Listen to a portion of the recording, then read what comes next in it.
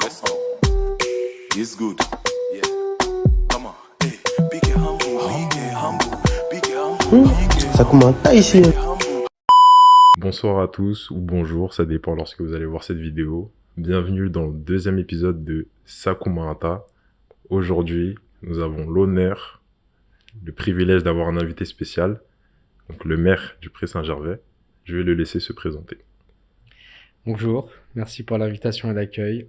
Donc, je m'appelle Laurent Baron, j'ai 51 ans et je suis maire de la ville du Pré-Saint-Gervais depuis le 10 septembre 2018. L'occasion de l'épisode d'aujourd'hui, ça va être de retracer le parcours, tout simplement, personnellement, l'enfance, les études, etc. Et dans un second temps, voir comment on est amené à occuper la fonction de maire, parce que c'est très intéressant. Je pense que c'est un peu aussi mystérieux, parce qu'il n'y a pas beaucoup de personnes qui savent comment ça se passe. Et après, aborder plusieurs points, voir comment ça se passe, etc. Voilà, donc tout d'abord, première question un peu pour introduire le sujet. Comment s'est passée ton enfance? Donc tes origines, dans quel cadre de vie tu as grandi, ce que tu as pu faire, on va dire enfance, adolescence. Très bien. Mes parents sont arrivés en septembre 73 au Pré-Saint-Gervais, dans la cité Jean Jaurès, donc juste avant ma naissance, puisqu'ils sont arrivés début septembre 73 au Pré-Saint-Gervais dans la cité Jaurès, comme je vous l'ai dit, et moi je suis né fin septembre 73. Ma mère est assistante maternelle d'origine italienne, et mon père était militaire de carrière, où il a fait un peu moins de 15 ans dans la marine nationale. Il était ce qu'on appelle nageur de combat dans un premier temps, ensuite commando fusilier marin et ensuite parachutiste.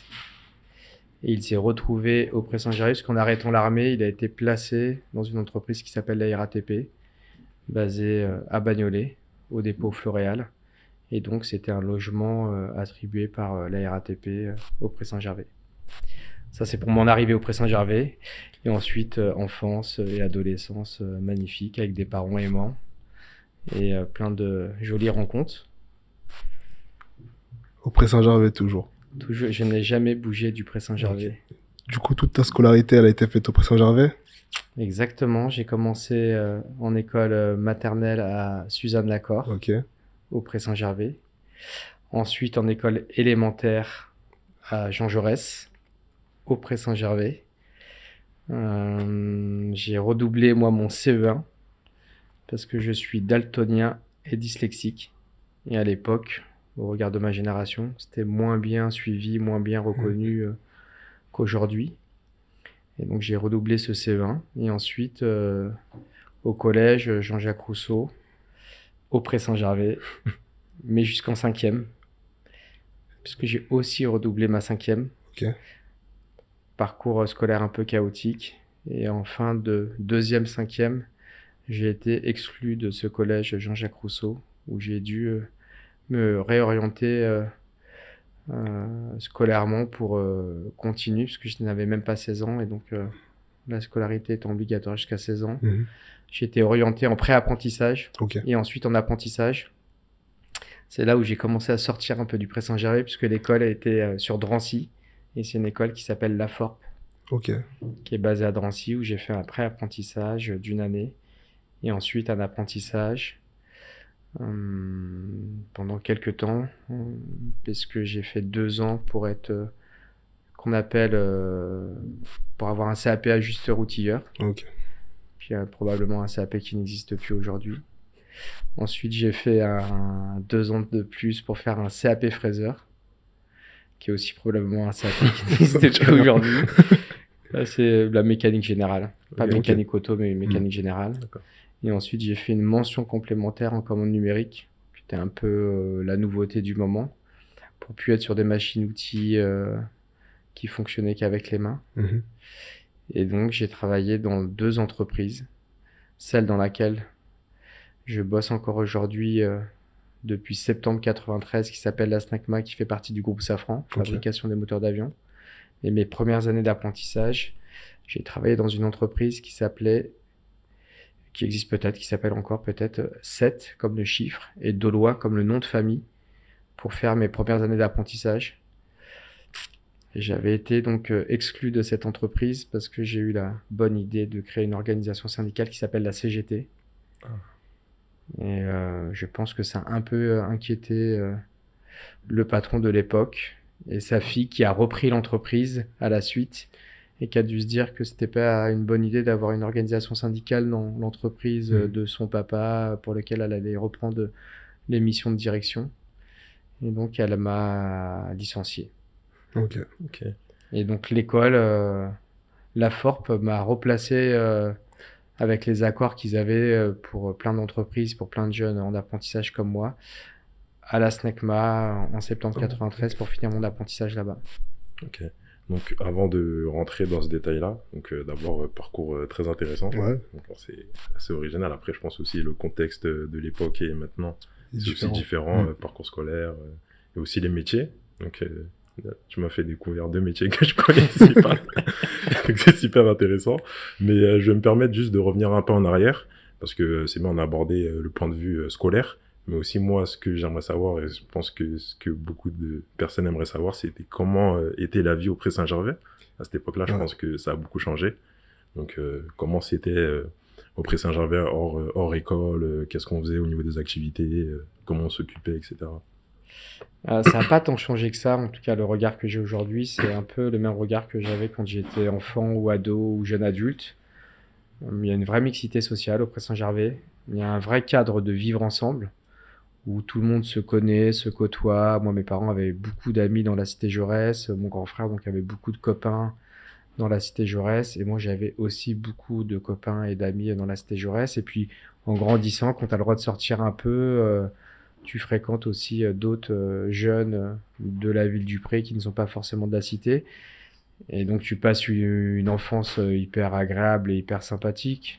Que tu sois à l'école, à la bibliothèque, à la piscine, sur le terrain de foot, sur la ville de manière générale. Mais j'ai l'impression que c'est encore un peu le cas aujourd'hui. C'est le cas.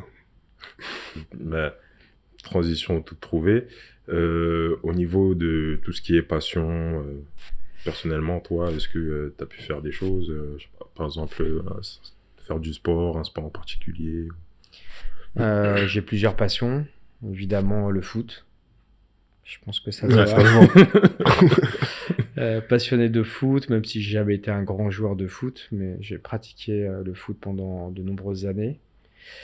Mais ensuite,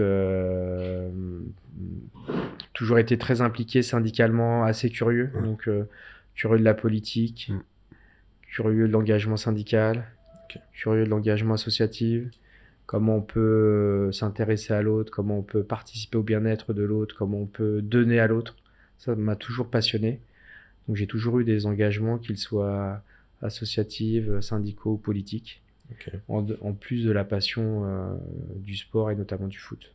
Je voulais revenir sur un truc. Dans ta première boîte, tu as monté la CGT, c'est ça? C'était ton premier pas vers la politique, on peut le dire?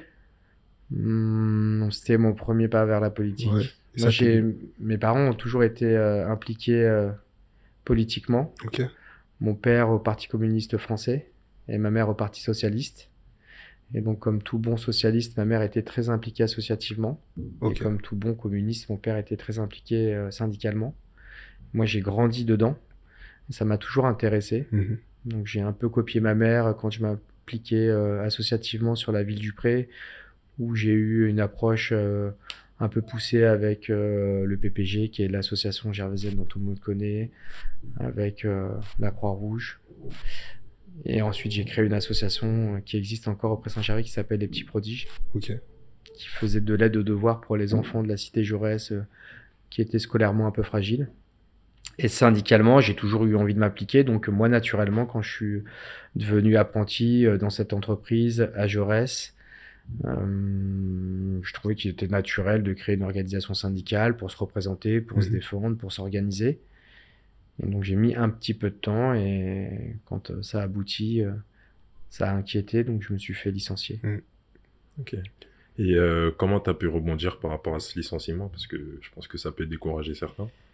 Donc, Ça inquiète, ça décourage pas, mais ça inquiète. Ça remet des schémas de pensée en cause, surtout quand tu es jeune.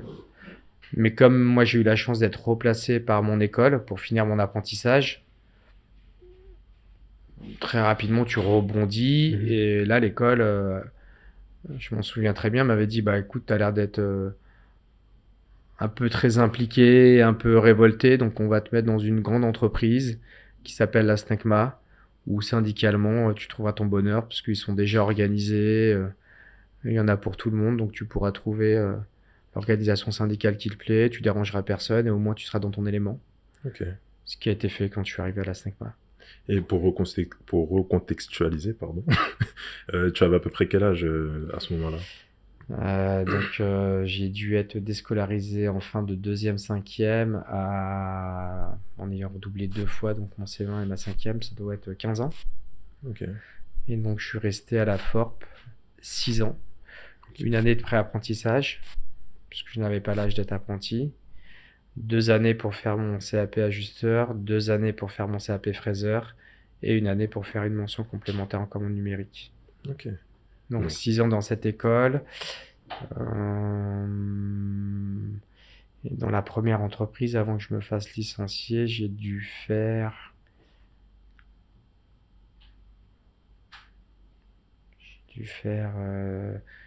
2 ou 3 ans. Ok.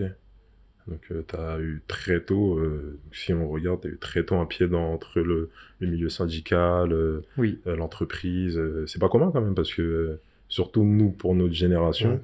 c'est très tard qu'on est, enfin, on va C'est vraiment un au bout du vrai bout de problème. l'école d'abord, avant de. Mm. Ce qui est, je pense, aussi un problème. Et associatif aussi, puisque si vous le savez pas, moi je suis un jeune gervaisien aussi. Et je me rappelle quand j'étais à Brossolette, tu faisais partie de l'association des parents d'élèves. Je m'en souviens. Ouais. Donc je confirme, c'est dire. Et en fait, après, ce qui s'est passé, c'est quand je me suis construit en tant qu'adulte, on va un peu sauter les choses et on pourra revenir sur la suite de mon Mhm. parcours. Comme j'ai aujourd'hui 3 enfants, un garçon de 25, une fille de 23 et un autre garçon de 16 ans.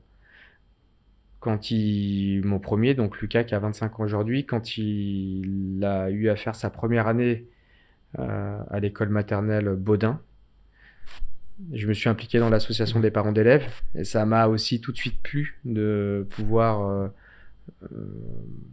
voir comment se passait la scolarité de l'intérieur, rendre service, essayer de faire les choses correctement, mais aussi pour envoyer un signal à mes enfants, comme quoi moi j'avais pas eu un très bon parcours scolaire, mais que fallait qu'eux ils en aient un meilleur. Et donc mon implication de papa, c'était de leur dire bah je vais vous accompagner dans votre scolarité en essayant de faire le max, que ce soit de les emmener à l'école, d'aller les chercher, de les faire déjeuner, d'être le papa qui accompagne quand c'est de la sortie bibliothèque, piscine ou je ne sais pas quoi. Et donc d'être fédéré dans l'association des parents d'élèves et de l'organiser, moi c'était une suite un peu logique. Posé Ouais. par rapport à. Bah, t'étais impliqué syndicalement, associativement et dans ta vie pro. C'était pas trop dur à tout gérer. Non, c'est des choix de vie. Ouais. L'engagement, quand tu le fais par passion, se fait naturellement et tu arrives à t'organiser. Ok. Donc ouais, engagé associativement, syndicalement. Je pratiquais encore le foot à l'époque. Ok. Donc je faisais un peu de sport, ce que je fais un peu moins aujourd'hui. Donc non, c'était pas trop dur. Ok. Pas trop le temps de dormir. Non, les mais dans mon entreprise, à la SNECMA, j'ai des horaires d'équipe. Et donc, ça déstructure un peu le sommeil et ton organisation de vie. Au début, tu penses que c'est assez intéressant parce que ça te donne une partie de la journée. Je vais m'expliquer pourquoi. Puis après, tu t'aperçois que ça désorganise un peu ta vie et donc tu dors moins et donc tu as plus de temps pour faire autre chose. À la SNECMA, on travaille soit en 2-8, soit en 3-8. Le 2-8, tu fais une semaine du matin, 6h30, 14h. Une semaine du soir, 14h, 21h30. Ok. Et pour ceux qui sont en 3-8, tu fais une semaine du matin, 6h30, 14h. 14h, 21h30 quand t'es du soir et 21h30, 6h30 quand t'es de nuit. Ok. Donc moi, j'ai eu à travailler soit en 2-8, soit en 3-8, suivant les années et les postes que j'occupais. Donc tu t'aperçois très rapidement que bah, ton sommeil est un peu déstructuré, donc après tu dors moins et tu as plus de temps pour militer associativement, faire du sport, militer syndicalement, politiquement, voilà, mener ta vie. Parce qu'avec un 9-17, c'est trop compliqué, c'est impossible sinon. C'est plus dur. C'est pas Ouais, impossible, mais pas c'est plus impossible, dur. C'est Ouais. plus dur. Ça prend... Ok. Et du coup, moi aussi, je voulais rebondir par rapport à tout ce que tu as dit. Donc là, tu arrives un peu à enchaîner tout ça, complètement impliqué dans un point de vue syndical. Moi, j'ai une question, je pense que je suis pas le seul à avoir cette question. Est-ce que y a une différence entre le syndicat et la politique? On peut le mettre dans le même panier, c'est très différent, la frontière est mince. Comment on peut, on va dire, différencier le syndicat de la politique? Parce que je pense qu'il y a beaucoup de personnes qui font l'amalgame si c'est pas la même chose. Ou voilà, comment on peut définir ces deux choses-là et c'est quoi la différence entre les deux? Très bonne question et difficile à répondre. Moi, ma réponse, en tout cas, c'est que l'organisation syndicale et l'organisation politique n'est pas du tout la même chose. Ok, Ça n'a pas le même but et tu fonctionnes pas de la même manière à l'intérieur. Certains te diront que c'est complémentaire et d'autres te diront que c'est semblable. Moi, je pense que c'est ni semblable ni complémentaire et que c'est deux fonctionnements totalement différents avec pas du tout le même objectif. Syndicalement, tu essaies de représenter les salariés de ton entreprise pour un confort de travail, pour un confort de vie d'un point de vue financier, alors que politiquement, quand tu as un engagement, c'est une conception de vie. La vie en société, comment elle doit s'organiser. Quel est ton projet de société? Quel est ton projet de vie? Ou quel est le projet de vie que tu souhaites mettre en place? ouais, vu comme ça, Ok, c'est totalement ouais. différent. Du coup, j'ai une question là-dessus. Comment l'idée t'est venue de passer du syndicat au poste de maire? Alors, il y a un chemin entre-temps, Ouais. mais j'ai jamais eu la volonté d'être élu et Ok. encore moins la volonté d'être maire. C'est arrivé totalement par hasard. Ok. Mais comment je me suis impliqué politiquement, syndicalement, quand je me suis refédéré syndicalement donc à la SNECMA, à l'intérieur de cette entreprise, il y avait plusieurs organisations syndicales. Et dans les organisations syndicales, il y avait plusieurs personnes qui avaient des engagements politiques. Ok. Ok. Et dans l'une de ces organisations syndicales, il y avait des personnes qui étaient engagées politiquement dans une formation qui s'appelle Lutte ouvrière, que vous avez dû Ouais. connaître ou entendre parler avec à l'époque Arlette Laguillet et aujourd'hui Nathalie Arthaud, qui représente cette formation politique. Et donc à la SNECMA, il y avait pas mal de personnes qui étaient engagées politiquement au sein de Lutte ouvrière. Et une des personnes s'appelle Philippe Goazet, qui était très impliqué depuis de nombreuses années et qui travaillait dans le même atelier que moi. C'est un mec que je trouvais, et que je trouve encore, même si on se voit moins aujourd'hui, brillant, intéressant, qui avait réponse à tout et qui t'ouvrait dans ce que le monde devait te faire découvrir. Et je me suis rapproché moi de cette personne-là pour échanger avec lui, pour lui poser des questions. Et il était toujours accueillant, souriant, disponible à pouvoir répondre à toutes mes questions sur des questions politiques, syndicales, associatives, de vie, de jeunes adultes, de tout. Et avec le temps, un jour il m'a dit bah écoute, t'as l'air d'être de gauche, d'être un peu révolté, mais à l'écoute. Ce serait bien qu'on puisse se voir en dehors de l'entreprise pour discuter, pour échanger, pour partager. Et ce que j'ai accepté. Et au bout de quelques temps, il m'a dit bah voilà, tu voudrais pas retrouver mon mouvement, mon organisation politique, ça pourrait nous intéresser et tu pourrais t'intéresser. J'ai accepté.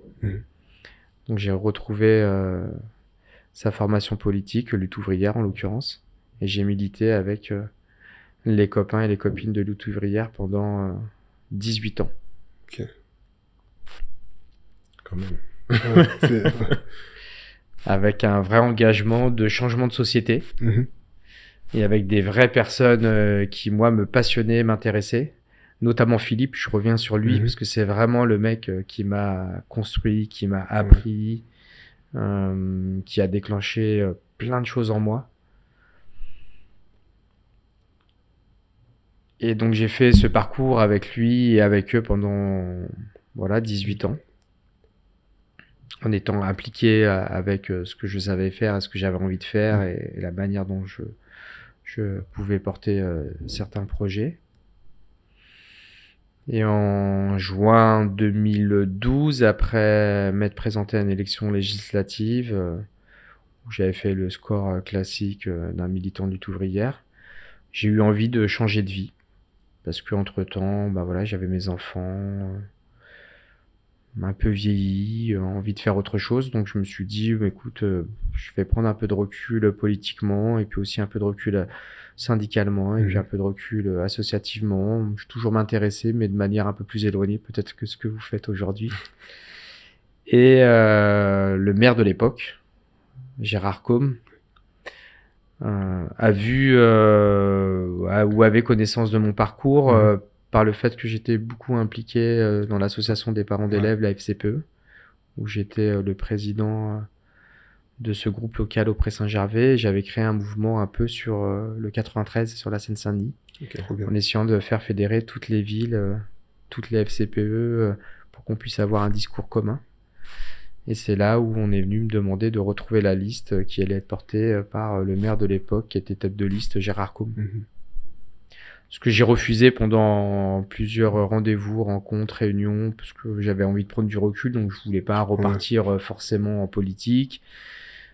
Je me sentais pas socialiste, le maire étant socialiste au Pré-Saint-Gervais depuis toujours, et notamment Gérard Côme, le maire de l'époque. Donc au début, je trouvais ça très agréable qu'on vienne me demander de m'impliquer pour ma ville de naissance, ma ville de cœur. Mais j'y voyais pas trop l'intérêt, puis j'avais pas envie de replonger politiquement dans un engagement. Donc j'ai refusé. Mais on a beaucoup discuté, et avec lui ou avec le précédent maire qui était le président de l'Assemblée nationale, Claude Bartolone. Et puis, à force de discuter, d'essayer de comprendre ce qui pouvait m'être réservé, tout le monde savait que j'avais quand même une passion pour l'école. Puisque avec mon parcours un peu déstructuré, un peu chaotique, et mon engagement pour mes enfants, on savait que j'avais envie de bien faire dans les écoles. Et j'ai accepté. Quand Claude Bartolone et Gérard Côme m'ont dit que si j'acceptais d'être élu sur la liste conduite donc par Gérard Côme, je pourrais avoir comme mission le scolaire et le périscolaire. Donc j'ai accepté de retrouver la liste. Sur l'organisation de mars 2014, nous avons été élus au premier tour, par bonheur. Et le maire de l'époque m'a confié donc le rôle de conseiller municipal délégué aux affaires scolaires et périscolaires. Donc tout ça pour dire que c'est un peu le hasard de la vie et des choses qui m'a fait être élu. Mais ça n'a jamais été une volonté de ma part, même si en mars 2014, quand on m'a confié cette délégation, c'était un super moment de vie, et j'ai vécu beaucoup de plaisir et beaucoup de bonheur. Tu es élu dans ta ville de naissance, dans ta ville de cœur, pour un engagement sur le scolaire et le périscolaire qui est un peu ta passion et un objectif intéressant. Et à la suite de ça, j'ai repris un engagement politique, en l'occurrence au Parti Socialiste, fin 2015, pour faire la campagne de Claude Bartolone, qui en tant que président de l'Assemblée nationale prenait l'engagement d'aller sur la région Île-de-France. Parce que je m'étais dit que c'était peut-être le moment de replonger politiquement, et comme j'étais parti de lutte ouvrière, pas fâché, mais je me sentais plus en raccord avec les valeurs et le projet de société porté. Là, je retrouvais une formation politique qui pouvait être en raccord avec ce que j'étais devenu, finalement. Et en septembre 2018, le maire de l'époque a démissionné. J'avais pas organisé ça, ni ma demande d'être le maire de cette ville. Parce qu'il y avait pas mal de personnes dans son tour de table qui pouvaient demander la place, ou qui avaient demandé la place, ou l'organisation pouvait faire que ça allait être eux. Mais il a estimé avec son équipe que le meilleur des candidats à sa démission était moi. par rapport à mon parcours de ce qu'il m'a dit associatif, syndical, politique, ma vie de travail, ma vie au Pré-Saint-Gervais où je vis dans un logement social de manière très classique. Et donc je représentais pour lui le maire qui était attendu par les Gervaisiens. Et donc je suis devenu maire sans l'avoir demandé, aussi un peu par hasard. Ok. Même si c'est une mission hyper passionnante et dont je suis hyper fier. Ok. Bon. Je t'en prie, vas-y. Non, moi, je voulais juste rembobiner un petit peu. J'aime bien rembobiner. C'est important de le faire. J'aime bien Donc, moi, de ce que j'ai constaté, les choses ont été faites par la force des choses tout au long de ton parcours. Les choses sont venues naturellement. C'est super intéressant. Moi, il y a juste une chose, je pense, au bout d'un moment, il y a eu quand même une différence, un cap qui a été franchi quand tu as occupé le poste de conseiller municipal. Est-ce que à ce moment-là, ta vie elle a complètement changé parce que c'est une prise de poste quand même, c'est quelque chose d'officiel. Là où j'ai l'impression qu'avant c'était des choses qui ont été faites, qui ont été amenées naturellement, mais c'était toujours dans la continuité, pas quelque chose d'officiel. On va dire que t'occupais, t'avais le milieu syndical, le milieu associatif, toutes ces choses en même temps. Mais quand on occupe un poste de conseiller municipal et que c'est officiel et qu'on a un visage reconnu, est-ce que par rapport à ta vie personnelle et tous tes projets que tu avais, est-ce que c'est quelque chose de totalement différent ou c'est juste le nom conseiller municipal et la vie est pareille? Les Gervaisiens te regardent différemment parce que ils voient bien que tu participes à quelque chose qui est intéressant pour eux dans leur vie du quotidien, puisque tu gères toute la partie scolaire et périscolaire, donc pour celles et ceux qui ont des enfants ou pour celles et ceux qui n'en ont pas, mais qui s'intéressent, te regardent différemment. Après, toi, ta vie, elle change pas plus que ça, si ce n'est que tu as plus de rendez-vous, plus de réunions et que tu travailles un peu plus sur autre chose, puisqu'en parallèle, tu gardes ton métier. Donc moi, je travaille depuis septembre 93, comme je vous l'ai dit, à la SNACMA, qui aujourd'hui fait partie du groupe Safran, qui est une entreprise d'aéronautique mondialement connue. Dans la fabrication des pièces de moteurs d'avion, je travaille en équipe. Donc au lieu d'avoir un temps pour soit faire du sport, soit te reposer, soit lire, soit aller au cinéma, toi, ton temps libre, tu l'occupes à ton poste de conseiller municipal délégué aux affaires scolaires et périscolaires. C'est ça que ça change, avec un regard des gens un peu différent, parce que soit ils te posent des questions, ou soit ils s'intéressent à ce que tu fais pour te dire leur accord ou leur désaccord. Ok. Mais pas plus que ça. Je voulais te poser une question. Ça consiste à quoi d'être conseiller municipal aux affaires scolaires? C'est quoi ton poste, tes tâches?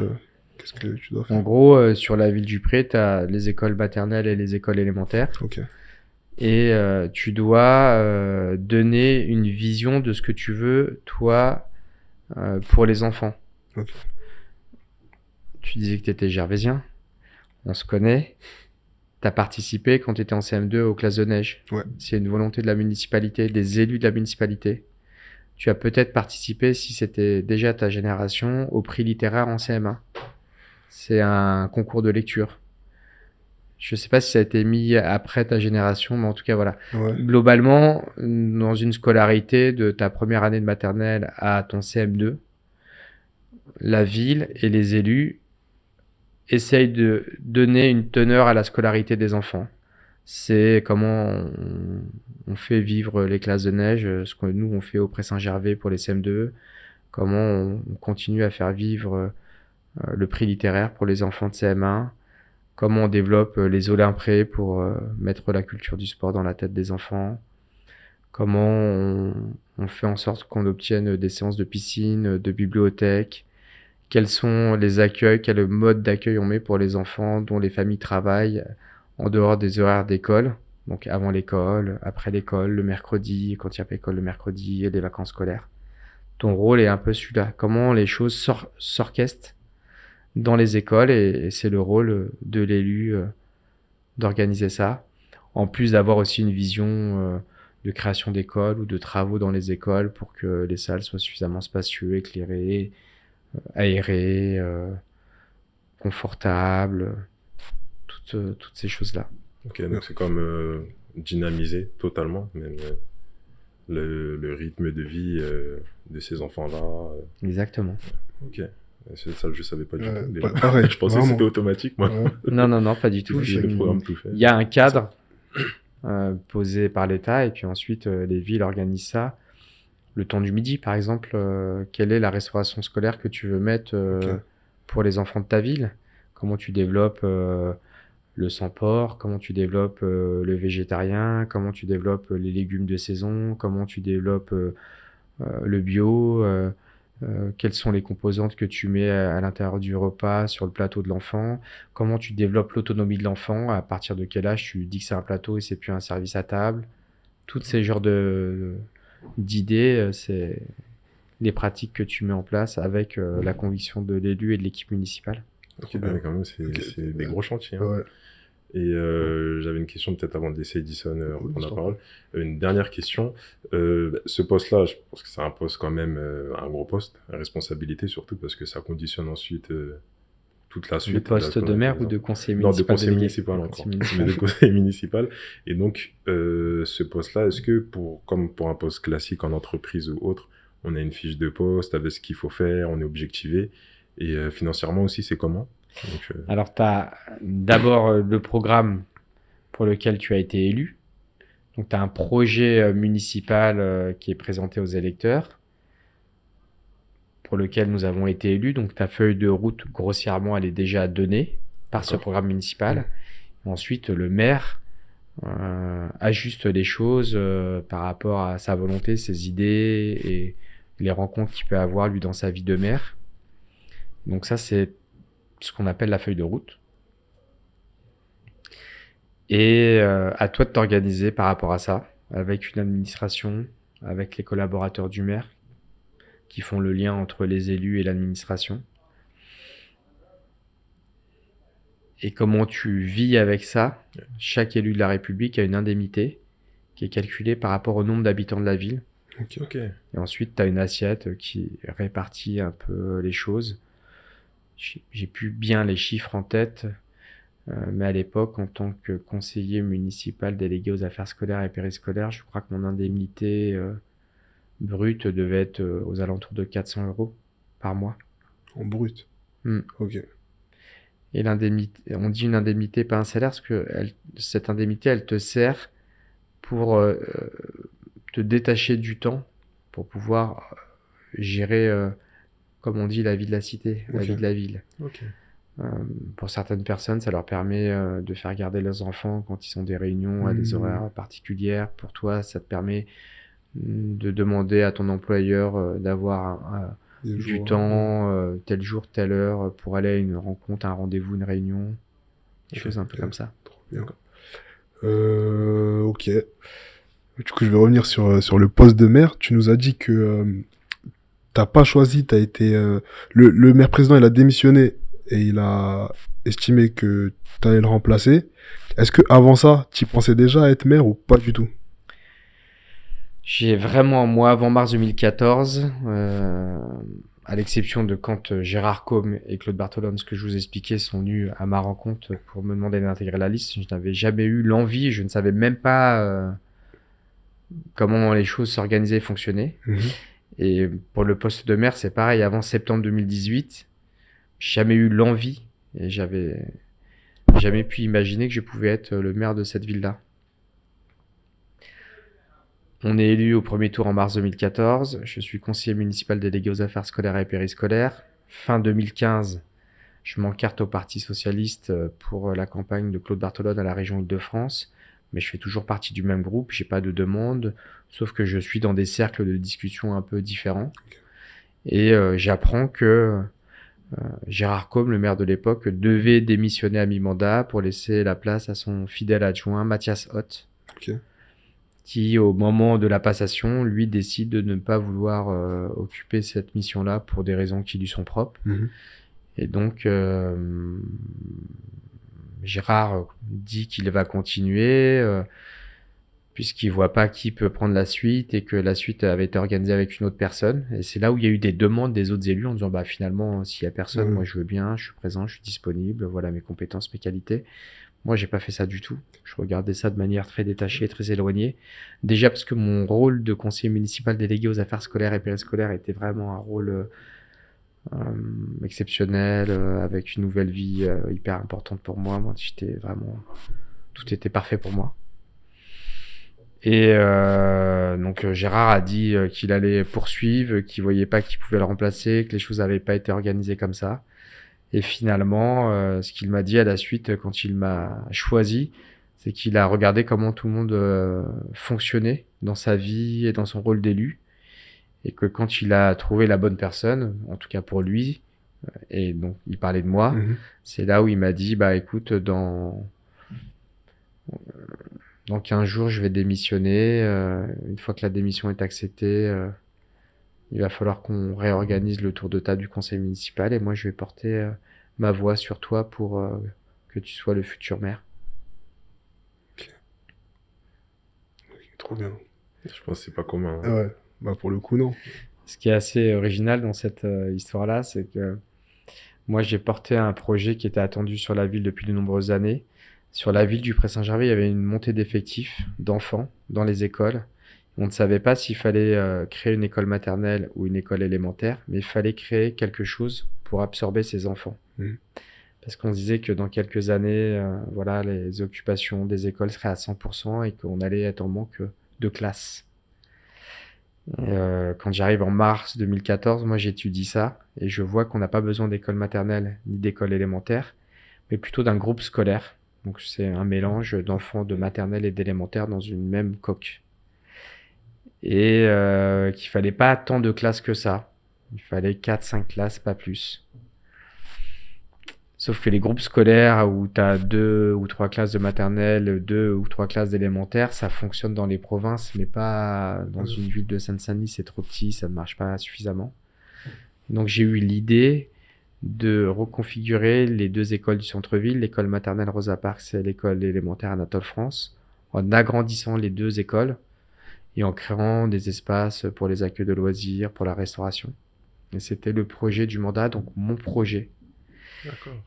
Et le lancement de la reconfiguration de ces 2 écoles était pour septembre 2018. Ok. Donc au mois d'août 2018, le maire me demande... Non, au mois de juin 2018, le maire me dit qu'il part en vacances en juillet 2018. Il me demande quand est-ce que moi je pars. Je lui dis en août 2018. Et il me dit, il faut qu'on se voit entre nos 2 vacances. Parce que j'ai besoin de discuter avec toi. Donc moi, naïvement, je pensais que c'était pour parler de la rentrée de septembre 2018 et de mon projet, pour que je redétaille tout ce qui avait été imaginé, comment les choses allaient s'organiser pour les 2 ans, jusqu'en mars 2020, pour les 1 an et demi, sur comment il allait arriver à l'échéance municipale de mars 2020, de septembre 2018 à mars 2020, sur ce projet d'école. Et donc il me dit voilà, je pars de telle date à telle date, quand est-ce que tu pars? Moi je lui dis de telle date à telle date. Il me dit bah on est une semaine où on est tous les 2 là, ce serait bien qu'on se rencontre pour qu'on puisse discuter. Donc évidemment j'accepte. Moi je vais voir mes services scolaires sur la ville, parce qu'il y a des fonctionnaires et des agents qui travaillent au quotidien.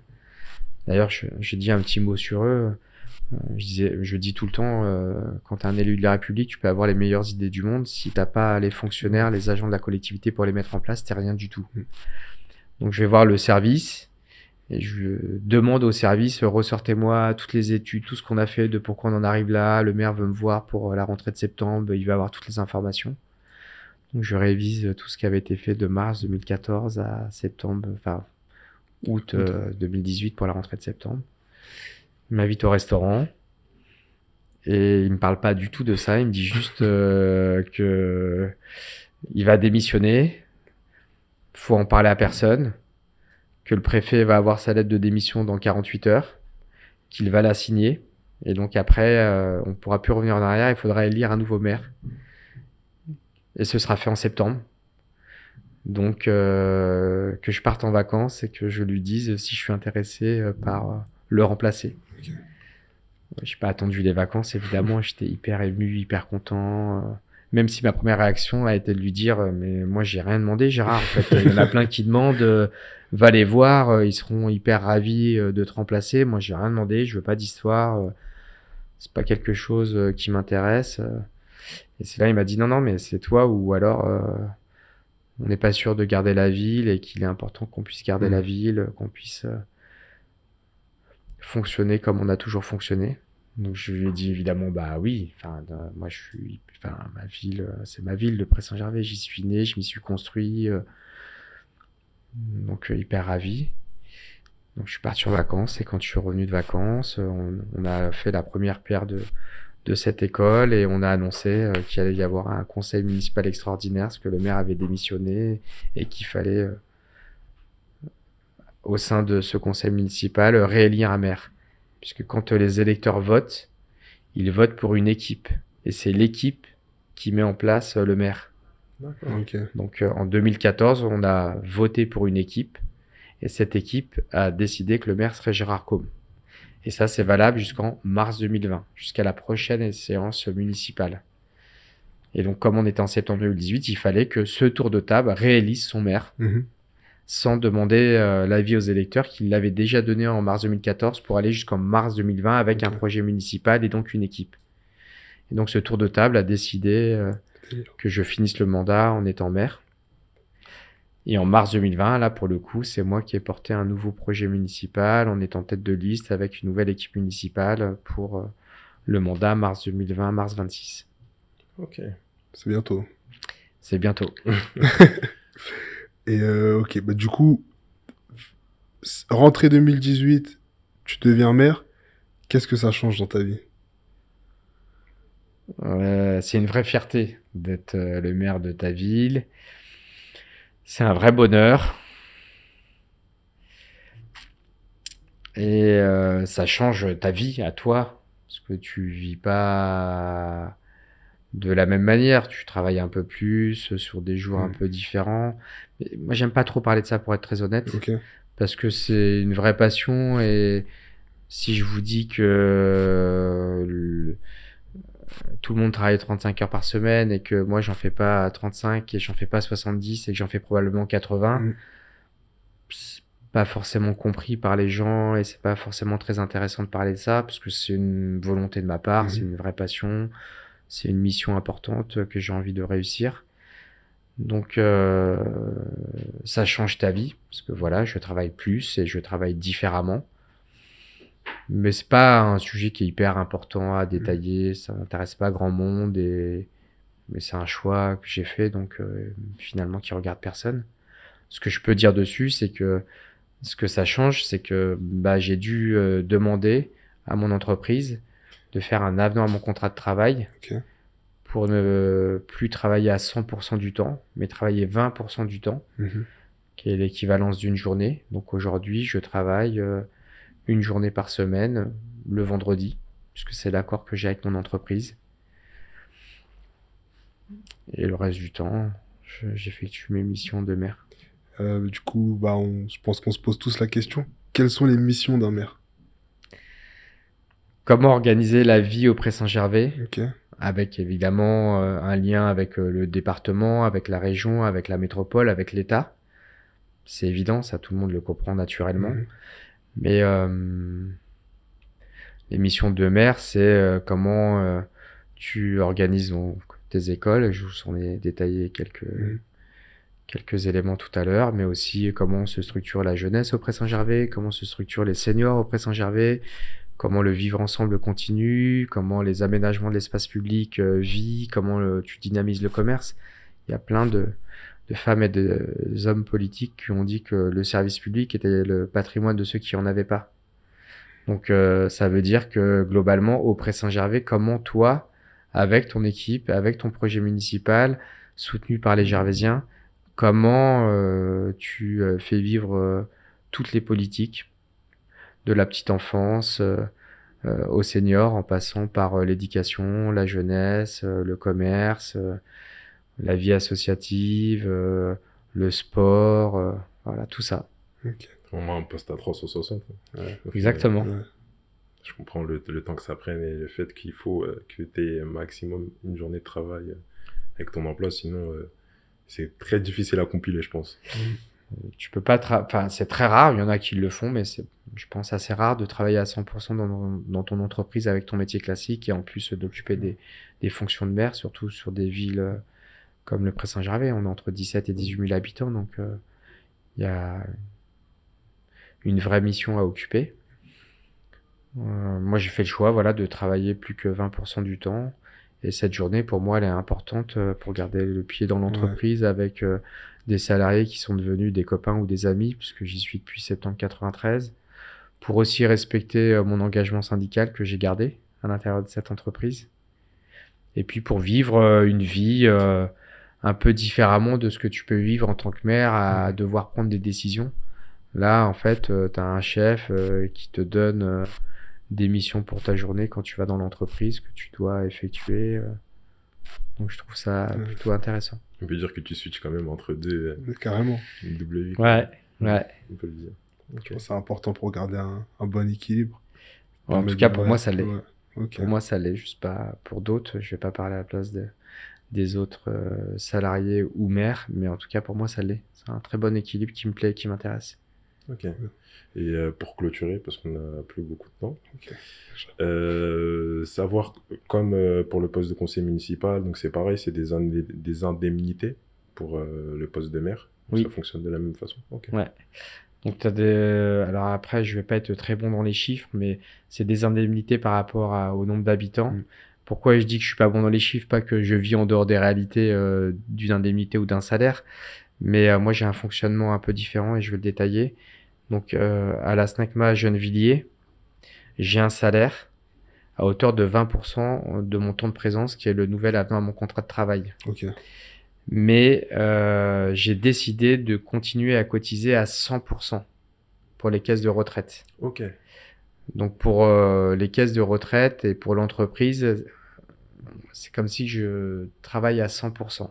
Ok. Donc mon salaire, il est de 80 € à peu près. Et ensuite, mon indemnité de maire au Pré-Saint-Gervais, net, c'est aux alentours de 2500 €. Parce que je cotise aussi à ce qu'on appelle la CAREL, qui est une cotisation pour les caisses de retraite pour les élus de la République. Okay. Et je reverse une partie de mon indemnité à ma formation politique, en l'occurrence le Parti Socialiste. Parce que en plus d'être maire du Pré-Saint-Gervais, dans mon engagement politique, je suis aussi vice-président sur le territoire d'Est Ensemble, à l'aménagement. Donc le territoire d'Est Ensemble, c'est 9 villes, 400 000 habitants, et j'ai la délégation de l'aménagement. Et j'ai aussi un engagement auprès de la métropole du Grand Paris, en tant que maire du Pré-Saint-Gervais, et un engagement en tant que socialiste, en tant que secrétaire national en charge des partenaires sociaux. Alors, la métropole et l'engagement de secrétaire national, c'est pas du tout indemnisé. Ok. C'est du bénévolat pour me représenter et pour représenter la ville du Pré-Saint-Gervais. Ok. Trop bien. Et ça va être le mot de la fin. Ouais. Voilà. Donc, merci à tous d'avoir regardé le deuxième épisode de Sakumata. N'hésitez pas à donner votre avis, comme d'habitude, en commentaire. Dites ce que vous voulez, partagez la vidéo. Voilà, on a eu l'honneur d'avoir monsieur Laurent Baron, maire du Pré-Saint-Gervais. Tchuss. Yeah. Bay on flexing, extensive.